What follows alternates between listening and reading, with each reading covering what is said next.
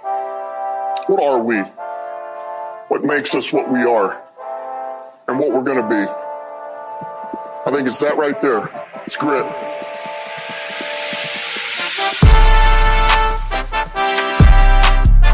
It's grit.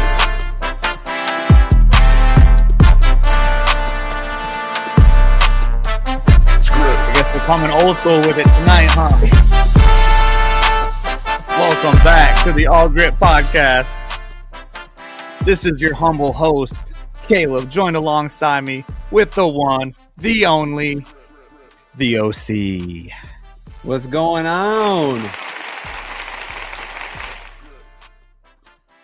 So, how we doing out there, Lions Nation? This is a little late coming out. It's a Thursday evening recording. We're usually, on the next day, which would have been Tuesday this week, but, we had a lot going on. Amazon web server, the whole. Oh, that's right. Like the whole, we had some technical issues. We're like, let's just kick it Thursday, man. Our servers are all hooked up to Apple and Xfinity and all that fun stuff. So here we are, a couple days later, coming live, and we're a skeleton crew tonight, but it doesn't matter because we're just getting this out there. We're going to recap just a little bit of the game and then look forward because you know what? The All Grit Podcast, we don't dwell in the past like Packer fans. AGP. We took a book out of the Lions. They're like, hey, y'all don't have any secondary? No problem. We don't got enough hosts? No problem. You know what? I think DJ Khaled said it best. He said. But the OC turned him down, though. God dang it. All right, so let's get right into it, bro. Let's talk about that secondary just briefly. So Lions come into last Monday's game with no starting safeties, no starting cornerbacks, and the Legion of who? The Legion of whom showed up, bro? Legion of whom? We didn't know about the Legion of whom. Legion of whom? So we say all that to say these guys that were working at Taco Bell 2 weeks ago just stepped up and played immaculate games. In fact, we're going to get right into it. We got a video breakdown. If you're watching on YouTube, I think Adrian's got. Do you have that, Adrian, still or no? I thought we'd do like sounds of the game. I thought we could kind of listen to Mr. What's the voice caller on Fox? Dan. Dan. The guy that got its autograph at training camp. Yeah. Well, listen. Why to is his name escaping me? Lions Radio. I know it's escaping me right now. And listen to the bench as Nick Whiteside, one of the backups, to the backup. Like if people don't understand, he came in because our backup Rock Ya-Sin got injured. He needed to come out. So then we got like a third or fourth string or whatever you want to call him come in, and he's just locking down the Tampa Bay wide receivers. This is kind of little sounds of the game on the sideline. How pumped were the staff, the coaches, the players after just a show out late in the fourth quarter? Dan Miller, that's right.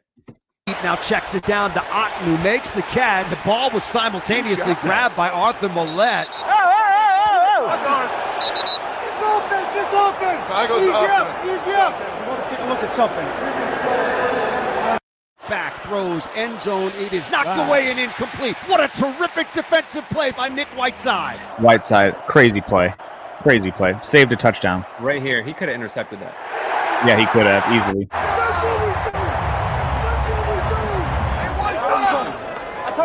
Told me.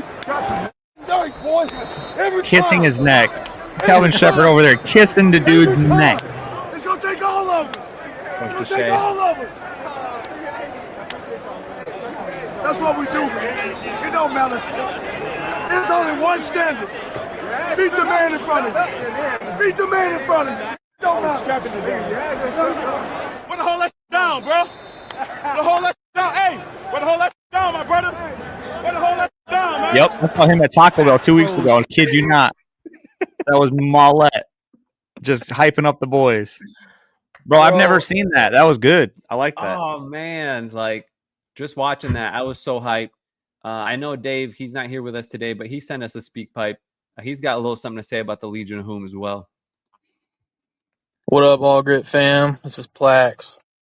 Man, what a game Monday night. It wasn't always pretty. Tampa's they're a real solid team, but obviously our Detroit Lions a little bit too much and made the plays when we had to. So many things to talk about. But I just wanted to mention, obviously the star of the show, the secondary, the Legion of whom they're called, a bunch of no-name guys who just showed up this week. But man, they absolutely balled out. They're in position, making plays. It was like all the starters were back. But I just wanted to ask, going forward, what's your confidence level going forward? You think that was a one-hit wonder, or you think Shep will have them dialed in, ready to go week in, week out till we get Kirby and everyone else back? Let me know. Beautiful question. Yeah. In fact, I wrote down a question similar to that I wanted to get your opinion on. So go ahead. You take it first. What do you think? My initial thoughts are go back to the press conference that Shep had on Tuesday, sorry. And he's like, these guys, we talked to them in the film room and told them, this is your chance to change your life. Like, this is your chance to show 32 teams, so the Lions included, to put it on tape, Monday Night Football, and show the world what you're made of. You have this life-changing opportunity. Go show out. And man, did they show out. Like, these guys were playing literally for their life. Like, was Mike Evans playing for his life? Was Emeka Ibuka playing for his life? No. That was his calf. They were playing not to get injured. Like, granted, if I was them, I would be the same thing. Like, I'm not trying too hard. I'm not trying to pull my hamstring. Thoughts out to Mike Evans. Poor guy got a concussion and broke his collarbone. I think he's out for the season. Clavicle. There goes his clavicle. But no, these DBs were like, I gotta feed my family. I gotta survive. I gotta survive in the NFL. I'm tired of bringing home Taco Bell every night for these kids after I leave work. It makes sense why these guys are playing with their heads falling off, dude. Like, they are scratching for any type of life in this league. And that's what drove these guys. And the coaches knew it. Like, they fed into that and fed them and put them in the right situations and the right schemes. It was a perfect plan by the coaching staff. And then they just, put wood into the fire for these guys to motivate them. And man, it was beautiful to watch. Now, we don't have how many pass breakups the Detroit Lions get on an average game, but we have the pass breakups that they did on this game. And it would take us a little bit of research to do, but my memory tells me we had 12 pass breakups this game alone. Listening to sports radio all week. Yeah. That's unheard of. And you're talking about guys that were working at Taco Bell 2 weeks ago. I mean, Whiteside, how many? He got 3 himself, correct? Right, yeah. Pass breakups. Like, I can remember. I mean, we just watched 2 of them. Right. And then there's Mollett. He got a couple. Then there's Harper got a couple. And then Jack Campbell, you start counting all the tip balls, which counts as a defended pass. I mean, I think there was 12 this game, which is just unbelievable. That's 12 attempts. We can even get into Baker just a little bit too. I think not Baker. Well, I'm the secondary. Baker was like, yeah. Sorry. No. Come yeah, on, that was him every time he looked at the corners and the safeties. No. Yeah, and then let me drop something here. Aleem shows up very first night, and there was audio. Did you hear the audio of Baker on the field when Aleem came in that first time? Let's hear it. I'm in danger. Speaking of PBUs, Aleem got like 2 of them right on the line. Bro. Exactly. So Lions, I thought the stat was awesome. So let's start with 13-3 in primetime games under Dan Campbell. Bro. Dude, when the lights shine, we rise to the top. I'm ready to put a statue out for Dan Campbell. Like, already. Put it up. Put it up. Like, start working on it right now. Like, there's no questions. We need to put a statue up for this guy outside of Ford Field. Let's put it up, and we'll make an engraving for when the Super Bowl actually is. Like, we'll just leave a little line there, and we'll insert the engraving later. Yeah, multiple years. Never know. Yeah. So not only that, but then Jared Goff, this dude, 9-2 in primetime night games. Yep. The dude, he got that dog in him. He's got that dog in him. So I just had to bring out those two brief stats, just how good they are, man, on prime time. All right, Adrian's got some stats here. I wanted to show this whole season we've been struggling with the opening drive of the opposing team. They've scored a touchdown. This is the first game this season we finally stopped them on that opening drive. And to remind you guys, the opening drive is always difficult because that is the most pre-staged and pre-planned drive the opposing team's going to come. They're already going to come with like they practice it and rehearse half a dozen plays drive to set the tone. Yep. And so it's difficult to stop that opening drive. And it was a 3-and-out. It's like, all right, let's give it a second drive, 3-and-out. All right, here comes Tampa Bay, their third drive, 4-and-out. And they punted 1, 2, 3, 4, 5, 6, 7. It wasn't until the 8th drive that they got a field goal. The 6th and 7th drive were turnovers. That's a defense, bro. Dude, that's crazy. So that's why everyone has been saying this week, this is the best defensive game that the Lions have played all year. Of course it is, right? The opponent put up 9 points. But it's not just the opponent. If we would have let the Cleveland Browns put up 9 points against us, we would have been like, okay, they're the Cleveland Browns. Exactly. But we literally had the number 1 team in the NFL ranked over at our crib Monday night, and potentially MVP candidate Baker Mayfield. Actually, he is an MVP candidate, right? Yeah. MVP candidate right now. Potentially offensive rookie of the year with Ibuka. Yep. And just shut him down with, once again, I will not stop saying this, guys that were working at Taco Bell 2 weeks ago. So right now my question comes after this, bro. You got Terrion Arnold, first round draft pick, resting after his shoulder. Okay. Yeah. So he's rested now for 1 week. Has it been 2 weeks that he's been off, or one? I think he was off last week. I think he was 2. Okay. So let's just say he's been off 2, and now he's going to get another 3, and then so he's not going to play for a full month. He'll probably play week 4 coming up, or that 4-week span. Yeah, Minnesota. Correct, dude. After that Monday Night Football game, right here, right now, bold take. Yeah, we need a bold take sounder, honestly, but yeah, you know what I'm talking about. The Detroit Lions trade Terrion Arnold. What? To whoever. And we get whoever. Because we're putting Whiteside on that corner, and we're paying that man like a number 1 corner with whenever his contract is due. That dude was legit. And if that hits, bro, I win the bold takes for the years. That's 5 bold takes. That's like the boldest take we've had since we started this podcast. I'm talking number 1. I mean, we don't need him. The dude is, and that's another thing. How many pass interference penalties did we have on Monday night, bro? Back you up. You always call me a slappy, bro. You always call me a slappy. Let's back up a little bit. Let's back up. Hard. Nick Whiteside, I absolutely loved how we played this game. All right, I want to start with that. Waiting for the hammer. It's just 1 game, dude. It's the NFL. His tape You're is out there right, now. bro. You're right. And we've seen 6 now. games with Terrion Arnold playing like trash. So I'll take the 1 game over the 6 games. His tape is out there. Wide receivers will study him.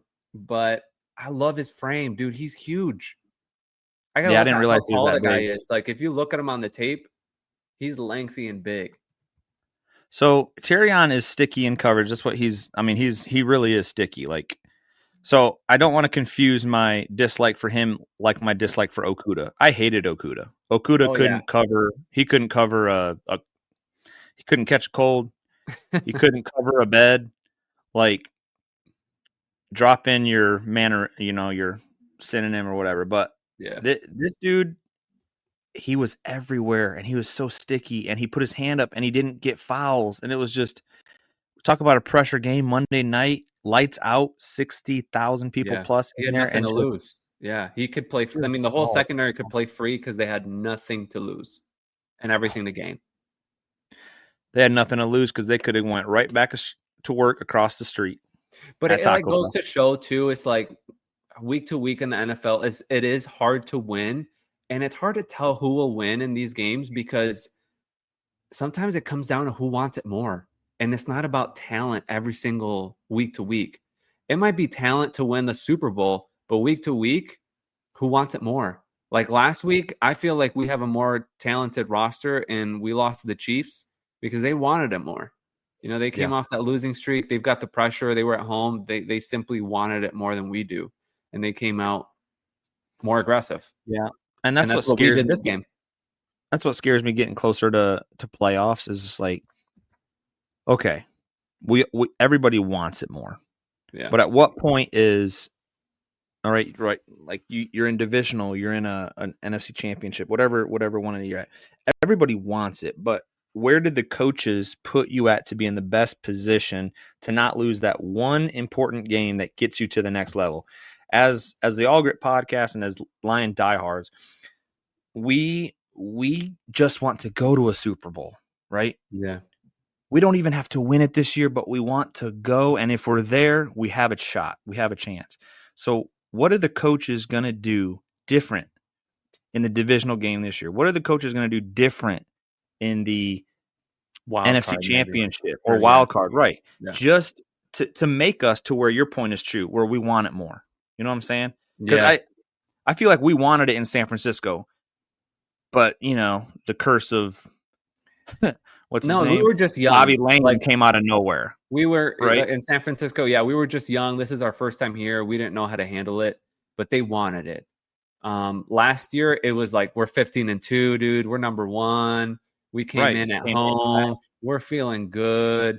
Like, they didn't want it more than Washington did. And now look at Washington this year, bro. I mean, granted, their quarterback's been injured, but they're not the same team, bro. We're not scared of Washington. No.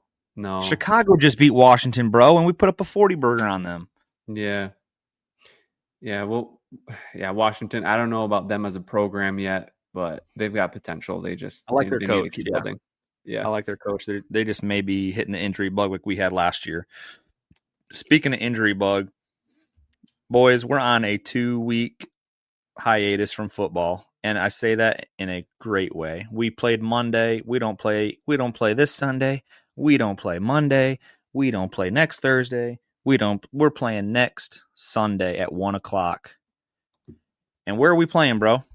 At the crib. We're playing at the crib. We don't got to go nowhere. So talk about rest. We're supposed to be getting Malcolm Rodriguez back potentially, as if we even need him when our three linebackers are just top of the league. McNeil, after getting a game under his belt and then 2 weeks rest. Marcus Davenport back. DJ Reed. Yeah. Terrion Brian Arnold. Branch back from suspension. You got both of the secondaries guys with Branch and Kirby back. Yeah. It's just, man, I don't want to get too high, but it's kind of hard not to, right? It's kind of hard not to get high depth right now. Yeah. All right, bro. So let's kick it over real quick to just a brief look forward to – actually, dang, that's way far. I don't even think we should talk Minnesota right now. We got a whole nother – let's just watch Minnesota tonight, bro. Yeah, that's right. They play tonight again. Who do they play? Let me look it up. Oh, yeah, let's talk some NFC North real quick. So we got Minnesota Vikings playing – They play the Chargers tonight. Okay, and I got Chargers winning that game, bro. What about you? Yeah, I got Chargers winning that game as well. I think morale in Minnesota right now, not very good. Not very good. They got a ginger for a quarterback. And if you ever heard the All Grit podcast, you can't win anything with a ginger. Actually, those sentiments are from one and only Mike Valenti, which I've stole. So thank you, Mike. And you know who's not a ginger? Who's that? Dan Diamond Equipment. Today's episode is sponsored by Dan Diamond Equipment, a used fork truck dealing company located in Hastings, Michigan. They sell and rent fork trucks and die handlers. With over 30 years of experience, don't hesitate to call Dan Diamond Equipment for all of your fork truck needs. Reach out to Dan at 269-948-3377. Again, the number for Dan Diamond Equipment, 269-948-3377. All right, bro. Real briefly, we talked about Minnesota. They're playing tonight, and we got them both on a loss. So let's look at the Chicago Bears schedule real quick. So we have Bears got some steam right now. They're gaining momentum. They got skip Baltimore. them, they're playing Baltimore in Baltimore Right. at 1:00. So right now the spread, bro, check this out. They must know that Action Jackson is back. They got -6.5 for Baltimore. So Chicago's getting 6.5 points, bro. That's insane. That shows how trash people really think Chicago is. Even if Action Jackson, that's hard to say. Jackson is not playing. Who's their quarterback if he doesn't play, bro? Who they running out there? Who are they running out there? I don't even know their backup. But that's crazy. Yeah. Chicago's getting 6.5. So I think it's that guy from Central that played with our boy AG at Central. What's his name? He was at the Cowboys. He's a ginger too. Cooper Rush. Cooper. Yeah. Okay. Yep. Yeah. He was way better in Chicago or Dallas. Let me tell you that. Yeah. But yeah, I'm looking forward. Hopefully that game's on here locally because I'm gonna be a Baltimore slappy. We got the Green Bay Packers, bro, playing against Aaron Rodgers in Pittsburgh. I got the Pittsburgh. I got all opposite NFC North teams this week. What about you, bro? I agree. I think Aaron Rodgers wants revenge on his old team. This is the first time he plays them. And I was listening to the St. Brown podcast earlier this week. EQ, Amon-Ra's brother, used to play in Green Bay with Aaron, knows him very well. And he was like, yeah, Aaron wants to demolish them this week. I'm sure he does. He's all in to take a win this week against his old team. Correct me if I'm wrong. Did Aaron play the Packers when he was with the Jets? No. The second year? Are you sure, bro? The first year he broke his foot. I swear he played. Possibly the team played the Packers. I can try to find. Oh, and maybe he was injured. Yeah. Yep. But anyhow, I mean, the Packers. Speaking of them, they're definitely not what we thought they were week 1 or even week 2. Yeah. Who are they? Yeah. Bro, they almost struggled against Arizona on Sunday. Thank you, bro. That's what I was just That was ugly. That wasn't even ugly. An ugly win. That was kind of like a really? Yeah. They're lucky, bro. They're lucky. So if Aaron Rodgers beats the Green Bay Packers, he joins glorified air. Becomes one of the quarterbacks to ever beat every single NFL team. Yeah. He joins Tom Brady. And did he join is Peyton on there as well? Did Peyton? I think Peyton beat the Colts. Yeah. When he went over to Denver. But yeah. So anyways, a lot of different NFC North action this week that us Lions fans can just sit back after a nice Monday Night Football win. And we can just sit back and watch the Bears, the Packers, and the Vikings. Never doubted it. Oh, man. What a beautiful night we have ahead of us. So you want to... Yeah, we'll save our bold takes. We'll wait till the boys get back here. We'll pump out an episode probably, what? Bi-week episode? Maybe we we'll pump out something Monday probably, right? Yeah. Maybe take on the NFC results, those games. Looking forward. Now, do you have a Viking fan, my buddy? Possibly. Okay. Well, let me know because I have a Viking buddy. I have a Viking buddy in Bethel. See, when we were up there, we met all kinds of people. So we had Steve, who was a Chiefs fan. Crazy, I do have a insane Viking people. Right. So I might be able to get Mr. Dan on the podcast. Just let me know if your guy doesn't work out. All right. Let's see if we can get somebody. All right, boys. Well, for the All Grit podcast, just a short little pod to get out to you listeners. Please support the podcast. Please continue to support the podcast as you've been doing, listening to us on all forms, Amazon, Apple, Spotify, you name it, YouTube if you're watching, and go ahead and click on that like, the subscribe button, whatever it is, and also go to the socials, click on the link tree, and if you want to be a sponsor, you can sponsor this here podcast and have your name along with Dan Diamond, along with Annual Painting, along with Eden with the car business and all that fun stuff. We need to pump out some more of those, bro. That's right. All right, for the All Grit podcast, we out.